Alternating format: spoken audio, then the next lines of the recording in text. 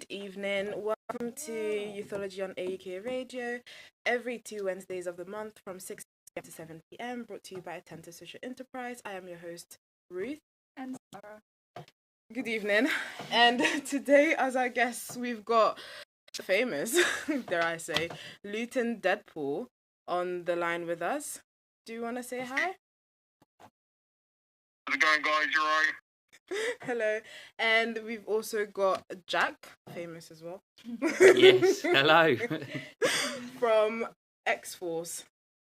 Right. So we're just going to go in on today's show. And do you guys want to just quickly introduce yourselves? We're going to start with Jack. Yeah, absolutely. So I'm Jack O'Shea. I'm born and bred Lutonian, and I am one of the main directors of X-Force CIC, which is a men's mental health group, supplying sort of, loads of different needs for men struggling with mental health. Interesting. More into that later. And Deadpool, do you want to introduce yourself? Yeah, so I'm Alaudin's Deadpool. I'm a man that dresses up in a red suit and I fundraise and I do loads of different charities and community groups. But also, obviously, outside of the suit, I'm the guy that runs X-Force and alongside my directors. And we help guys, like Jack said, that are struggling with their mental health, provide peer support. That's me. Thank you for that. Very interesting again. For Jack, I've got the first question for you. Yes, go for it. Why did you come up with X-Force? What's the name behind the name? The idea behind the name and the acronym? Absolutely. So as you see, it's quite a creative name, as we've it's already very discussed creative. off air. But yeah, so I'm going to have to say Deadpool is sort of the main guy for creating this name, and it all links very well, which I'm sure he'd be able to elaborate after. But basically, in the superhero films, Deadpool himself tried to get into X-Men, which is another group of superheroes, and they actually rejected him. And so he went and created his own group and called it X-Force, of sort of the misfits of other superheroes that weren't accepted anywhere else. So he let them into his group. So that's why X-Force, we've sort of done it, that we sort of go out in real life now and look for people that maybe aren't accepted in other areas or struggling, and we sort of let them in. So that's why it all links together. Alaudin's Deadpool links very nicely. Yeah. I'm sure Deadpool will want to elaborate a bit more, but that is the main link up with X-Force, yeah. Yeah, absolutely. Deadpool, do you want to elaborate? Yeah, of course. Firstly, Jack, you look great on camera, by the way, I have to say. Thank you. He's dashing, isn't he? No, sorry. So, X-Force, obviously, I know people sometimes get a bit twisted up with the wording, the lettering with X-Force, but, I think I'm pushing the boat enough with Disney, and I don't want to get any more legal trouble. So, X-Force is obviously, we've changed the way that it's spelled so that we're not infringing on Disney's property too much, but also, it's very much about turning guys who are maybe frowned upon because they have mental health issues and actually turning them into role models and, community heroes wherever they are. So the whole motto behind X-Force is be the hero that your community needs, and that's what we believe in turning guys who are having struggles and making the people that actually then go out and do the help. Because for me personally, lived experience is the strength that you have in mental health. So that's the whole idea behind it and why it's called X-Force. I hope that clears it up a little bit. Yeah, absolutely. So Jack, can you tell me how long have you and Deadpool been doing X-Force, running X-Force and Luton? Good question. So again, Deadpool, will have to clarify when he officially started it. I think it's round about sort of not far over a year, so we're still, I would call it, in sort of going into adolescent stage, if you see what I mean, sort of teenage years of a company. We're still sort of babies, still learning how it all goes, but we're still very early stages, unless Deadpool wants to correct me on that. But as far as I'm aware, we've sort of been going about just over a year, sort of. I think it's coming up to sort of give or take months. We've been going, so yeah. We have some experience in the field now, haven't we? got some, definitely. Like I say, we're getting onto that, going into sort of the teenage years, if you know what I mean, all sort of through the baby stage and learning about how it all works and stuff. And we're on that next bit now. Yeah. Deadpool, did you want to add on? Yeah. And I mean, Jack said it perfectly. You know, when we first started, the group was very small. We only had one guy turning up for the first couple of months, and it's grown and grown since then. We've developed it. We're completely led by our peer support system. So, you know, we've got peer support people who are working within our board as well. So we've actually got service users there, and we're very much informed by our service users. So we kind of look to see how the group is working, what's working well, what's not working well, and then we can tailor it to the guys. And because of that, we've learned a lot during this time and been really successful at helping people. So, yeah, we are still quite early on. Yeah, Jack's right, we are just over a year. We started in September 2023, so it's still early days, but, you know, we're making such great strides and we're helping so many people. Yeah, I'm really proud of the progress that we've made. Yeah, that's really good. That's amazing, especially that I think a year is quite young still, and if you're finding so much progress, that's really, really good. And just on to going more into the Deadpool character, I wanted to ask, why Deadpool? Why not Spider-Man or Batman? Why Deadpool? Well, firstly, when I first started doing this, I wanted to put a smile on people's faces, you know. Like, in Luton, it's like, at the time, not many people were very proud of being from Luton, and people would talk quite badly about it. Even people that live here would talk badly about it. And I've never really felt that way. I really love Luton, and I've always been a big fan of Luton. And, you know, you see Luton as being this kind of chaotic place, but there's a lot of, you know, bad stuff that's going on, but there's also a lot of good stuff going on. We're always trying hard, and that's kind of what Deadpool's about, you know. Deadpool's like a chaotic character that's always striving to do good. He's the anti-hero, you know. He wants to do good, but he doesn't always get it right. So I felt like it kind of matched Luton's energy a little bit, but I wanted to turn it into a more positive vibe with Deadpool. So it's not, you know, chopping people's limbs off and whatnot. It's all about helping people. It's a different universe. If you don't understand the Marvel Cinematic Universe, we're in a different dimension where Deadpool's actually a community guy and he lives in Luton. And you know, it's I just feel like it matches Luton's energy perfectly, and the people in Luton really respond well to Deadpool. I think they're proud to have Deadpool as a mascot for the town. Yeah, 100%. I think the town has responded very, very well to the character. I mean, everyone talks about Deadpool. I mean, if you're from Luton and you don't know who Deadpool is, it's like a local celebrity now, isn't it? It's a local celebrity. So, how long have you been dressing up as Deadpool?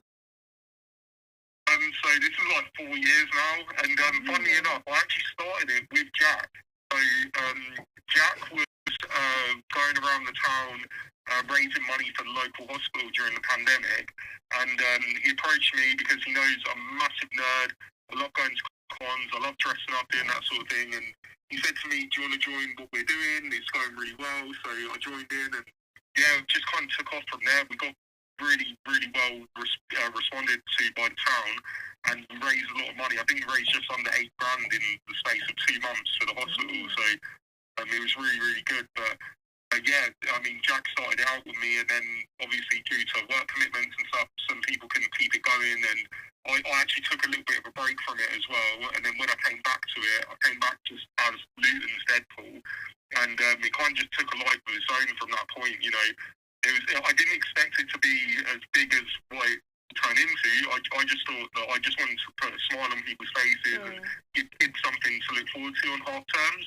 And that was kind of it. But yeah, I've had a lot of media attention, and I've had lots of people wanting to talk about what I'm doing. So I guess it's worked out in a good way, because now I'm able to spread a good message to people and send it far and wide. Yeah, 100%. And I also think that even though you didn't expect it to be this big, because your intentions were there, and actually followed, I guess you had the community's interest at heart, so everyone followed. But Jack, we didn't know that you started. Did you dress up as well? Yeah, so this is generally how it started.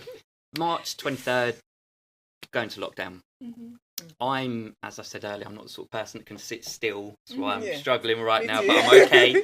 And so it sort of literally 10 days into lockdown, I thought, I need to do something. What can I do? The hospital was the main area at the time. Obviously, the nurses, the doctors. So I'm gonna go for. You're allowed a half an hour run, I think it was, 20-minute run or something, some sort of exercise. Yeah. Well, brilliant. I throw on a costume, just whack it on social media, and say, anyone wants me to just knock on the door, and any children are struggling, anyone struggling, say a little hello, let us know. So text a few people. Before you know it, we had 4 or 5 sort of Captain America, Spider-Man, and I don't think we had Deadpool at the time. I think we had a Wolverine at the time. Oh. Wolverine. Is that correct? Isn't it? Yeah. I started off as Wolverine. First, and then I That's it. I was Batman. Robin. We had a Robin. So exactly, I had to be Batman. Yeah. We just generally went round, and before you know it, it sort of took off, and we would get my phone. I've never known it so busy. It was just request after request, knocking on doors, just for people. 7.5 to 8. Yeah, I think it was £7,800 to be exact for the children's ward in NICU or down at the hospital. So that's how it all started. Massive impact. More for us as well. Going back to the mental health side, for our mental health, it was phenomenal because not only were we helping people, which is what we love to do, but we were getting out and weren't stuck in sort of the falls like a lot of people were. So it was a win-win situation. Everyone was happy from it. So yeah, that's how it initially all started, as Deadpool's just said there. Oh, so that sounds quite nice. So okay. So moving on to X-Force, have you experienced any struggles with it so far? Yeah, so I would say there's been, I personally think, 3 areas. So the first one, and the most crucial one, just like when you start in anything in life, as we were discussing sort of earlier, is awareness, getting your name out there, starting to show who you are, showing that you can be trusted, especially with a topic that's quite sensitive in a lot of areas. So I'd say awareness is sort of our biggest factor, which has been quite challenging. Like I say, and again with budget, creating flyers and things like that is quite hard at start because you need money to do that. And so getting our name out there is certainly the first challenge. The second challenge I would say then is obviously something like mental health. A lot of people that suffer with mental health don't want to be out in public. So it's trying to convince them, look, we're here. We've got a peer support group. Come out, come and see us. Second, and then thirdly is when they finally get out the house, actually getting them to open up and talk about their problems. So, for example, I had one gentleman only about 3-4 weeks back wanted to come to the peer support group.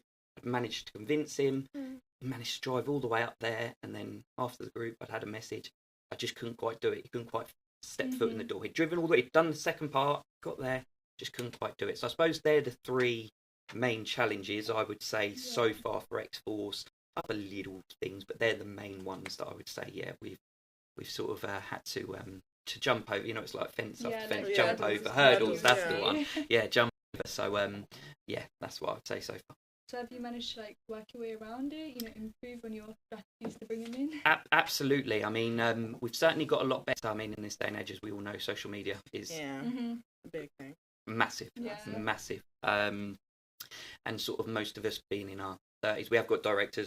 They're in their 20s, but obviously me and Deadpool I'm sure he won't mind me saying, are sort of in our 30s. So we're in that generation where we're sort of we know how to use social media, but we're not quite like the young know how to use social media. So I suppose for us it was sort of like kind of thinking the old school way. Then we sort of learned now, let's put it in social media. Deadpool's got great at it, to be honest with you.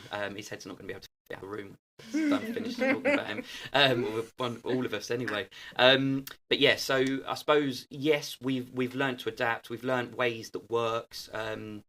There's still like we're saying, there's still hurdles that are going to come that we haven't come across yet, because we are still only sort of year 18 months in. But so far so good, I would say. We've managed to find a way to manoeuvre and keep it going. So yeah, that's great. That's amazing. Well, not the hurdles. But... no, we don't like hurdles, but it's fine. That's amazing. And so we know that mental health is a sensitive topic in itself, but I feel like men's and boys' mental health is even less talked about. Well, more awareness has been drawn to it now. But how would you say mental health affects men and boys in your experience? So my experience, and again, I'll pull it from a personal note. There's so many different examples, but I'll do it from a personal note. So I was brought up in quite man's family where the men are real men. I've never seen my dad cry, never seen my granddad cry, never seen my uncles cry. Hadn't seen a man cry in my family. Just had, and as a kid, being brought up, you start to cry. It was sort of a bit of a click around the ear, sort of in that era. You know, the old school way. So I suppose it was always like you can't. You keep it to yourself. You don't express emotion, and that's that. So I suppose, like I said, there's many different examples. Everyone does it for different reasons. Some people might be brought up in a loving family where they can, but they could be given everything they've ever wanted, but then they sort of struggle in other areas. So, you know, mental health, the way to explain it is a lot of time it's out of your control. You know, you can have literally everything you've ever wanted. I mean, you're with celebrities and people that, you know, top athletes, that footballers, and you think, you're a professional footballer, you've got everything. You know, people think you've got everything you want. But it's not always the case, you know. It's your body's a shell, and what goes inside is sometimes you just have no control over. So, so yeah, I would say it's sort of men and boys in particular just can't share the reason. It lose masculinity points, or if they're in certain crowds, you know, they can't show weakness, and you know, we're just trying to get rid of that stigma and show the actual fact that group that you're with that you can't show weakness. Probably 90% of that group are all suffering the same as you. So if you all sort of opened up about it, it'd actually grow you closer, believe it or not, because then you realise you've all got something in common, you know. So yeah, so I'd say that again, of course, mental health does affect ladies, absolutely. But I think ladies predominantly are much better at talking to their friends and opening up. You know, it's the old joke that, you know, something happens and they'll ring up their best mate straight away. You won't believe what's happened to me. Whereas with us men predominantly, we sort of almost just bottle it up, go home. I say forget about. We don't forget. That's the thing. That's the thing. You don't. It builds up. Records, correct, like a bottle of champagne. You've got that cork, and it's just fizzing and fizzing and fizzing until, unfortunately, that cork. If you're not the one taking the cork off, you know, someone's doing that for you, then it's very messy. If you're the one doing it slowly by coming to somewhere like a peer-to-peer support group, then unfortunately, it can go quite south for you. So yeah, that's the way I'd explain it with men and boys, to be honest with you. And our guest for the second half of the show is Alaudin. Yeah, my name is Alaudin Jami. I'm a youth ambassador for Attentive. I've been a youth ambassador for the past 3 weeks, and yeah. So, Alaudin, what else do you do outside of Attentive? Well, I am a creative person, so I do like artwork and like graphic noveling and like illustrations. So I was when I was hearing Deadpool and Jack talk about comics and whatnot, I do exactly the same. I make graphic novels and like comics and whatnot based on like, how can I explain it, like youth or crime or whatnot. That's really interesting. Yeah, that's very interesting. Maybe you guys should find a way to link. Yeah. So, so Alaudin, since you've joined Attentive, have you learned anything new about, you know, youth crime, like how we work with Power Youth Action? Have you learned anything new? Yeah, like when I was given the opportunities to like come to radio shows and like with these youth events and whatnot, I was doing research on top of that about like crime in Luton, or like about young people and their environment around them. Mostly, I do believe it's a serious topic to discuss on about youth violence and like and how young people need to find somewhat of a unique career into their life that's more bright, I guess.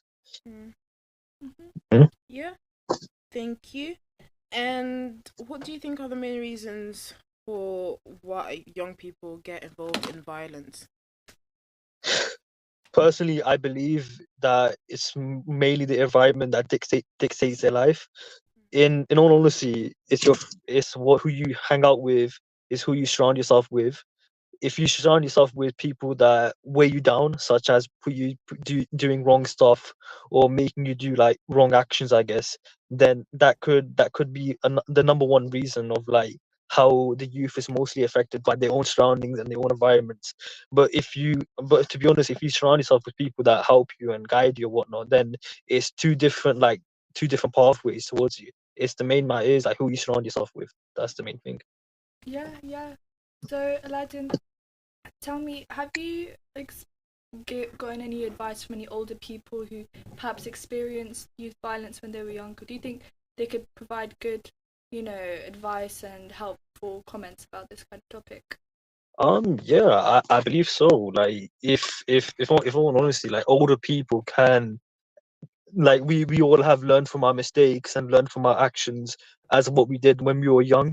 But as you grow up and you start to realize that what you've done is what you've done, but it's better off learning from your actions. So we, with the youth and older people can really mentor and guide the youth towards what they do, and trying to like help and guide them towards not doing those type of actions which can lead to serious consequences. Yeah, 100%. I agree. So we know that Attentive is working on a project alongside the very good Priority Action. For anyone who didn't catch what it was, is all about inclusion and consulting from young people to see how we can further help with the issue of youth violence. So including everyone who has a bad or mixed kind of relationship with the system, I want to say, like the police and the justice and stuff like that. So my question to you, Alaudin, is how do you think Para Youth Action can help support young people who might not trust the police or the justice system? Well, it's kind of like I can say like it gives out opportunities, I guess, towards young people. Such as personally, I'm already aware of the Power Youth Action, but what I can bring out is that if you're having trust issues with so many people, I guess you could just like with young people, it could be a different opportunity for them, or something to trust, I guess, into that factor.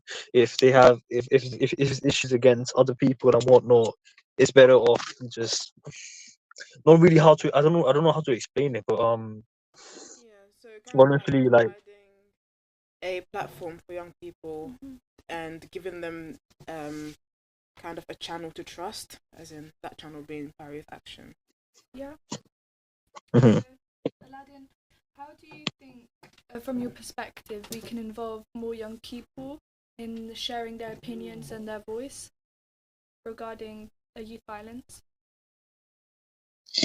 um, honestly, yeah, it's kind of like with these youth violence and whatnot, it's better off just having out like many many events such as was it I believe was attentive, right? It shows many opportunities and skills for the youth to be a cohesion, to be together and whatnot, and to really show their unique skills and really develop their skills, I guess. Something like that in the community could help, and something more like that. So something that's more like out there, I guess, should be shown in the community for young people and helping them with their like all on issues and whatever they go through. Yeah, 100%. And what do you think is the most important thing young people need to stay away from violence? What I believe is just like it's just who you trust really. It's really who you trust, I guess. Your friends and like who you surround yourself with. That's the main thing. Like if you need like in all honesty, trust your family, trust your mom and dad, okay, and trust everybody that's dear to you and close to you. But regarding school and friends and everything, just try to keep a close eye on that and seeing who do you really hang around with and who do you really like go out with and everything. Yeah, and also have a positive peer group that can support you, just like we talked in the first half of the show with Jack and Deadpool. Yeah, I agree. So, what do you think the most important thing is when it comes down to supporting your peers if you think they're involved in youth violence? Could you repeat that again? What do you think is the most important thing, like how you can help someone when you believe they're involved in youth violence?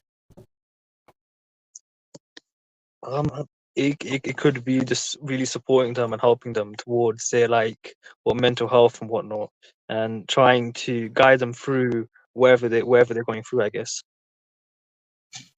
Yeah, I agree, and also just listening to others. Yeah. I would say just being the shoulder to cry on, kind of thing.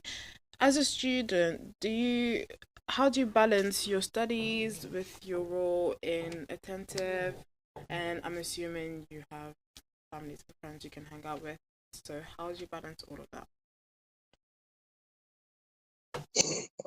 All honesty, I really just spent the time just to write everything down, and so on each days of the 5 days of the week and whatnot, just to Monday to Friday, just plan everything out, what do I have to do, what tasks I have to do for attentive, so college and whatnot, and really seeing, okay, what times am I free, what times am I not, and just balancing that for myself as well.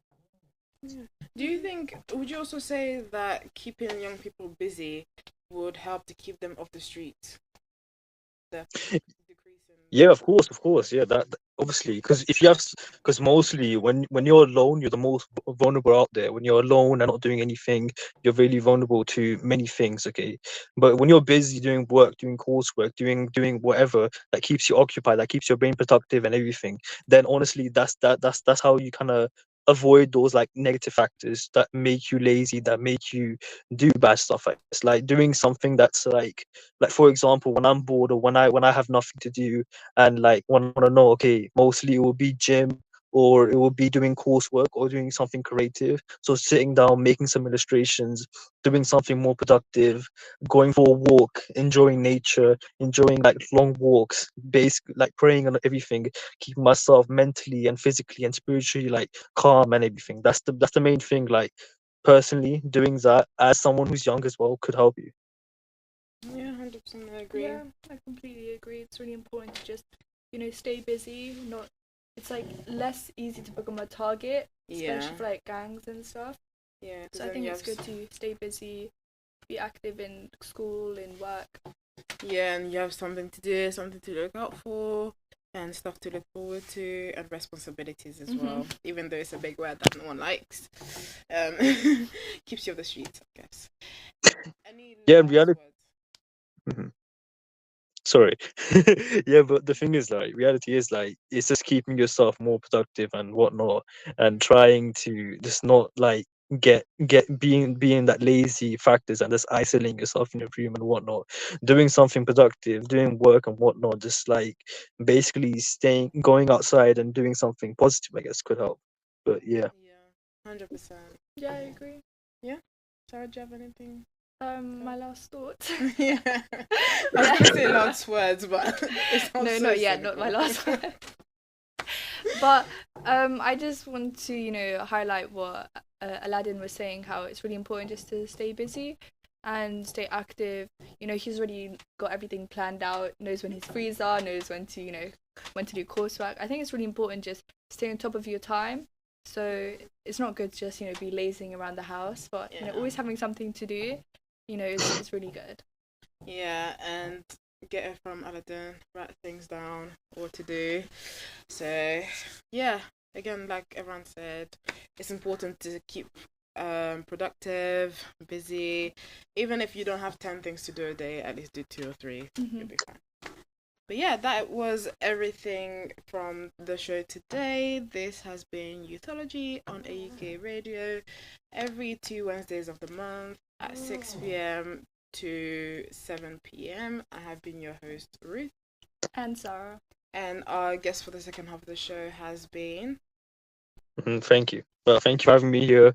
It was my first time anyways, but this is something I would love to learn from and hopefully improve the next time I'm here, next time I'm on this radio show. Thank you. Would love to have you around again. Yeah, you've been great. Thank you. See you next time.